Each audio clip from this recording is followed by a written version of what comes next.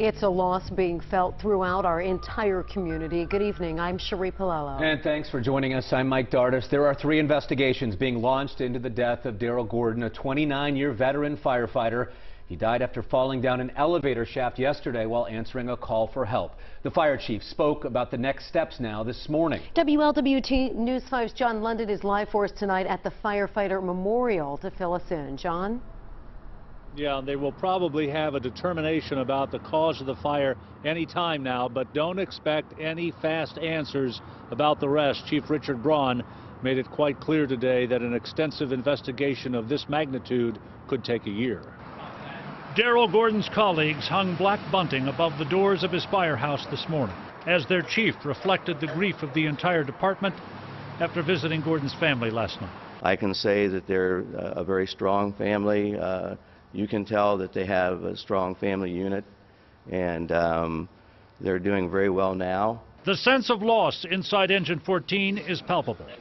Pictures of Gordon grace the kitchen area where his outsized personality is remembered fondly.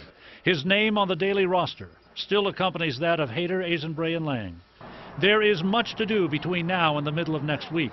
Landscaping the fire memorial for one, coordinating the honor guard and the funeral ceremony for another. A 3-pronged investigation's underway. Determining the origin of the fire should come soon. NIOSH and a city team will conduct long-term separate investigations. Both could take a year to complete.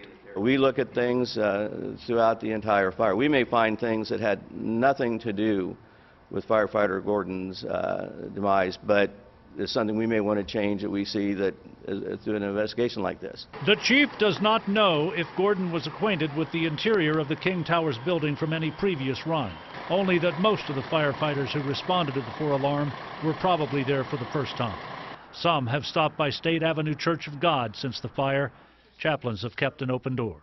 Some just wanted to come in and say hello. Some want to, just hang out and talk for a little while. Some just want to pray. The long-term investigations in this will include interviews with all fire personnel at the scene, a review of all fire procedures, just as in Toledo some 16 months ago when 2 firefighters died. That report just recently came out. Reporting live downtown, John London, WLWT News 5. All right, John, thank you. Today, Cincinnati Mayor John Cranley requested all U.S. flags within the city be flown at half-staff through the end of the day next Wednesday. That includes flags at homes and businesses. The flags at all city-owned buildings were lowered yesterday morning after news of Daryl Gordon's death.